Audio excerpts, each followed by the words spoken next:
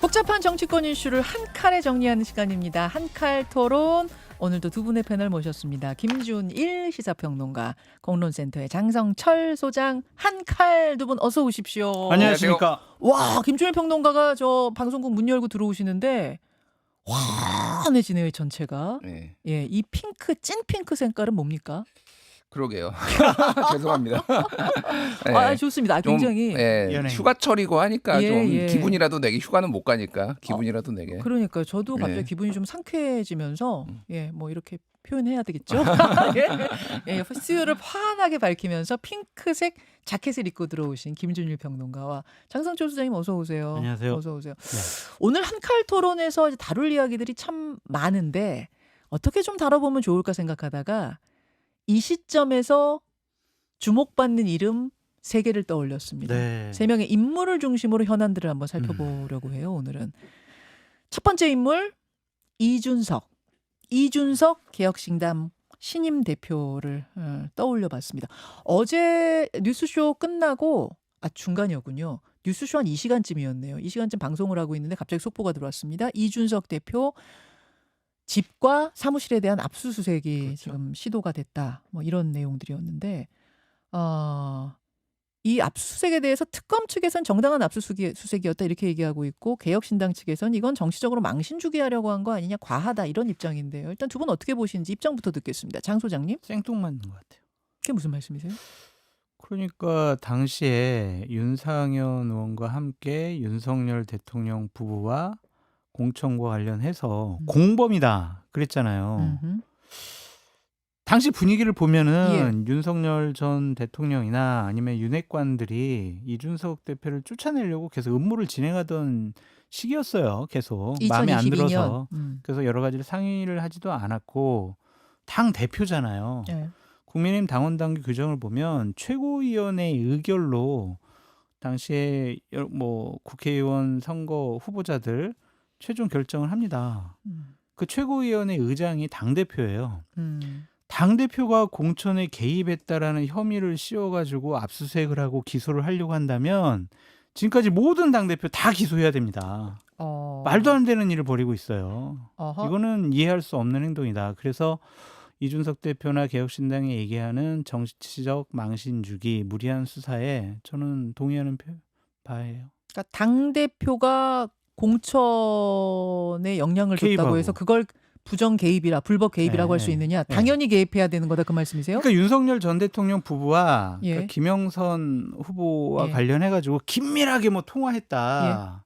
그러면은 또 모르겠어요. 그런 것도 없는 상황이잖아요. 그런 상황에서 이렇게 무리하게 압수수색을 한다라는 걸 이해할 수 없고, 하나는 있었어요. 뭐냐면은 윤상현이 김영선 경선하라는데요? 라고 뭐 이야기하는 그렇죠. 그게 하나 경선하라는데. 나왔잖아요. 예. 경선하라는데요라는 게 뭐가 문제냐고요. 그러니까 경선하라는데 그게 뭐가 문제냐고요. 2016년 총선을 앞두고 예. 김무성 당대표가 예. 본인의 결정과 직권, 정치적인 판단으로 몇몇 공천 안 주고 몇몇 공천 주고 이렇게 했어요. 그럼 그것도 그러면은 공천 개입이에요? 그것도 처벌해야 돼요, 그러면? 즉 당대표의 권한 안에 있는 일이다 그런 말씀이신 공천은 거고. 당대표의 전적인 권한 사항이고요. 당대표가 도장과 직인을 찍어야 네. 국민의힘 정당의 후보로 선관위에 등록이 돼요. 그럼 불법이 되려고 하면은 뭔가 누군가로부터 뇌물을 먹었다든지 그렇죠. 뭔가 이런 게 있을 경우부터 불법인 거다. 공천 시스템을 완전히 무시해버리고 예. 그냥 이 사람 공천 줘라. 예. 뭐 예를 들면은 예. 그런 형식이 아니면 저런 식의 당대표의 결정에 대해서 또 특별히 뭐 논의한 것 같지도 않은데, 공모한 것 같지도 않은데 아하. 무리하게 수사한 게 맞는 것이냐, 그런 생각이 드네요. 자, 그렇다면 특검이 뭘 쥐고 있는 건 아니에요? 특검에서도 어떤 근거가 있을 거 아니에요? 지금 압수수색을 하고 뭐 소환 조사를 하고 특검 측의 입장은 어떤 겁니까? 그러니까 이거를 뭐 무리했다라고 뭐 보는 시각도 있는데, 뭐 개혁신당 입장에서야 이준석 대표나 개혁신당 입장에서 그렇게 나올 수 있는데, 그러니까 저는 그러면은 지금까지 압수수색 당한 사람이 지금 6명이에요. 네. 윤상현, 권성동, 김선교, 임종득, 이철교, 이준석. 그럼 다 무리한 건지 이게 다 정치보복인지 좀 묻고 싶은. 그러면 정치보복이면은 민주당이나 뭐 정부에서 이재명 대통령이 특검에 연락을 해서 야, 얘 좀 압수수색 해봐. 뭐 이렇게 해가지고 이게 된 거냐. 특검은 각자 판단을 하는 거죠. 그러니까 수사할 만한 대상이었다라고 판단을 했기 때문에 하는 거고, 특검 얘기는 7월 18일 날 압수수색 영장 청구를 하고 21일 날 발부가 됐는데 이준석 대표가 22일부터 25일까지 해외 일정이 있으니까 이때 이제 집행을 했다라는 거예요. 그래서 뭐 압수수색 여부에 대해서는 뭐 판단이 좀 다를 수는 있지만은 뭐 이게 정말로 이례적이거나 무리한 거라고 저는 개인적으로 보지는 않고요. 이게 그러니까 당대표 공천은 당대표의 권한이 맞는데 예. 이제 이게 결국은 윤석열 당선자가 무리하게 개입을 한 것을 방조하거나 거기에 동조했거나 요 혐의인 것 같아요. 그러니까 결국은. 그러니까 장 소장님이 말씀하신 것처럼 당 대표는 당연히 공천의 권한을 가지고 있죠. 예. 그런데 그걸 넘어서서 뭔가 뇌물을 대가를 받았다거나 이제 이러면 그때부터가 문제인 건데 김준일 평론가는 받은 건 아니더라도 남이 받는 거 대가 받는 거를 보고 방조했다 그렇게 보시는 거예요? 그러니까 일반적으로 당대표라고 하더라도 예. 공천관리위원회 위원장을 뽑아놓고 위원회에서 결정을 하도록 하고 물론 현실적으로 당대표의 영향력이 어느 정도 행사되는 거를 우리가 부인할 수는 없잖아요. 뭐 예. 상의도 하고 뭐 정무적 판단도 그건 뭐 해야 되고 당연한 하니까. 거죠. 예. 예.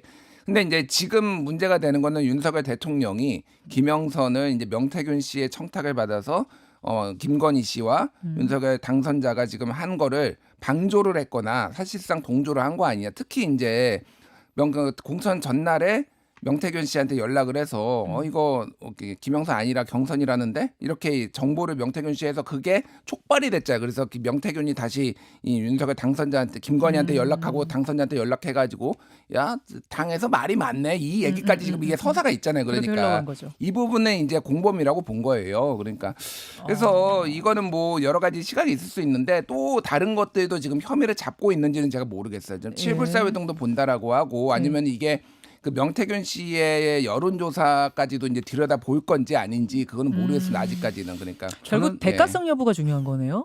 그렇게 봐야 되는 거예요? 그러니까 그 대가성이라는 게 예를 들면은 그냥 단순히 그 명태균이 청탁한 그 공천을 어느 정도 방조하거나 이것뿐만이 아니라 그 명태균 씨하고의 특수관계가 있잖아요. 앞에서부터 한참 전부터 해가지고 그리고 뒤에 이제 뭐 이제 개혁신당 만들려고 할 때 여론조사라든지 이런 것까지 같이 다 지금 보려고 하는 게 아닌가 그렇게 보여요. 자, 장 소장님. 특검이 국민의힘의 당원당규 공천 시스템을 네. 좀 자세히 읽어봤으면 좋겠고 정당의 공천이 어떻게 이루어지는지 여러 가지 사례를 한번 잘 살펴보면은 김준일 평론가님이 말씀하신 이준석 대표의 방조, 동조 이것은 말도 안 되는 것이다라고 볼 수밖에 없는 거예요. 무슨 그러니까 예를 들면 말씀이실까요? 명태균 씨한테 경선이라는데 네. 이 말을 한 게 도덕적으로 윤리적으로 왜 명태균한테 그런 얘기를 해줘? 왜 비판을 할 수가 있어요. 그러니까 법적으로 무슨 문제가 있냐고요.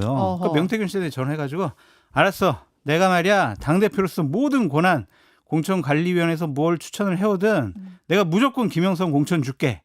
이러면 문제가 생기죠. 이거는 당의 공천 시스템을 무너뜨리는 거고 본인이 독단적으로 결정을 한 거니까. 예.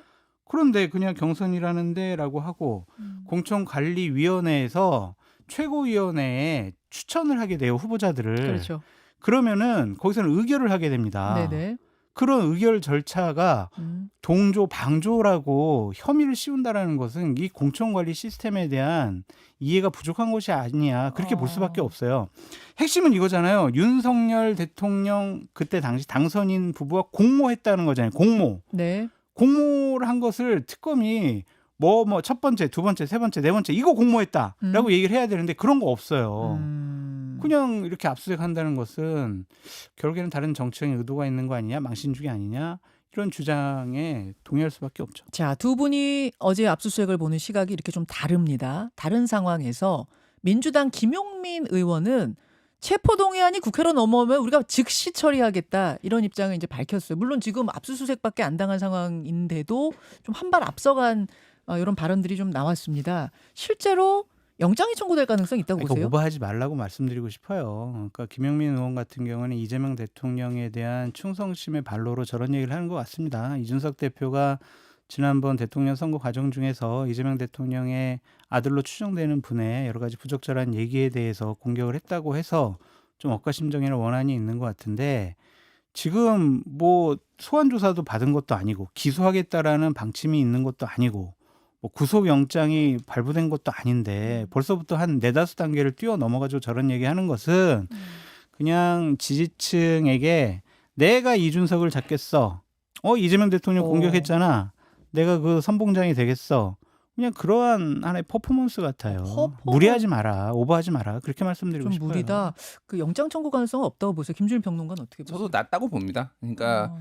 긴급 체포를 해야 될 정도로 이게 음. 그러면 증거인멸, 뭐 도주 우려, 뭐 여러 가지 중대한 범죄가 있느냐. 그러니까 애매한 선에 있기는 하거든요. 어쨌든. 음. 그러니까 이 영장은 뭐 그분들 말고 이준석 의원 말고요. 네. 다른 분들은 많아요. 지금 제가 보니까 영장 나올 것 같은 사람이 체포영장 이제 그래서 음. 국회에서 동의 받아야 되는 분이 많은데 이준석 의원은 뭐 가능성이 좀 낮고 저는 매우 낮게 보는데 어쨌든 있더라도 한참 후순위일 것 같고 그러니까 이게 지금 이제 계속 뭐 국민의힘도 그렇고 이제 정치 네. 보복이다 그러는데 아까 말씀드렸잖아요. 이분들 그럼 수사 안 하나요? 그러면은 다 수사해야 돼요. 여기 이제 압수수색 말고도 뭐 예를 들면 주진우 의원 전 법률비서관이라든지 뭐 추경호 전 원내대표 뭐 이철규 의원 등등등 다 수사될 거예요.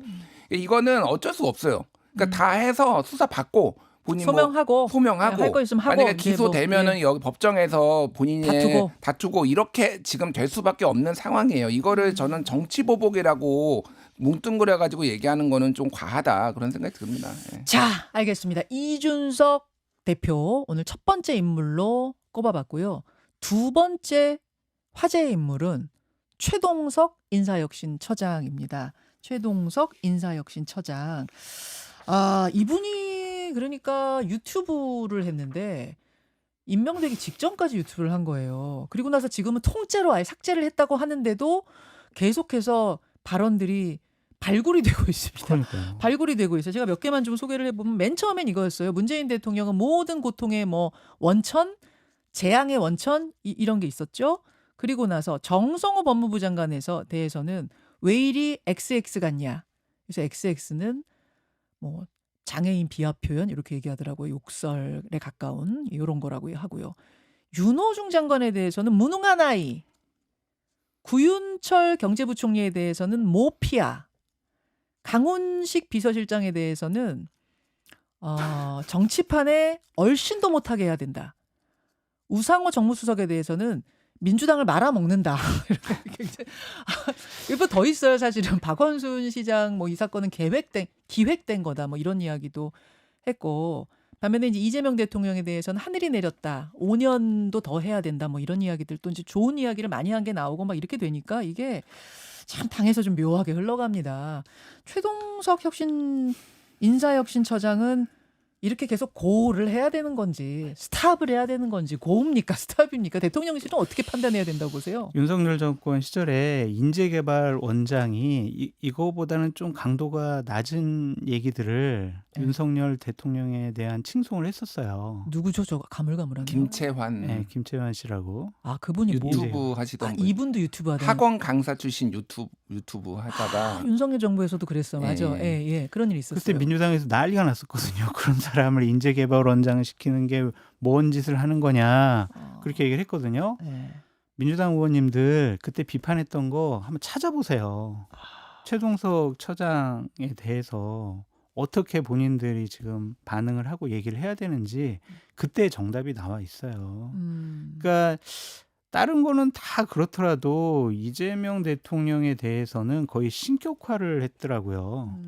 말들을 살펴보면은 제가 뭐 부적절한 것 같아서 여기서는 옮기지 않겠는데 그런 분이 인사혁신처장을 한다라는 게 과연 맞는 것이냐 그런 생각이 들고 좀 우스꽝스러운 일도 벌어질 수 있을 것 같아요. 정부의 인사추천위원회 위원장이 강훈식 비서실장이에요. 아하. 그런데 인사혁신처장이 강훈식은 발도 못 붙이게 해야 된다. 정치판에 얼씬도 못하게 해야 된다. 뭐 어떻게 될까? 아하. 그런데 참 묘한 게 윤건영 의원 같은 경우에는 예. 문재인 전 대통령에 대해서 누군가 비판을 하게 되면은 네.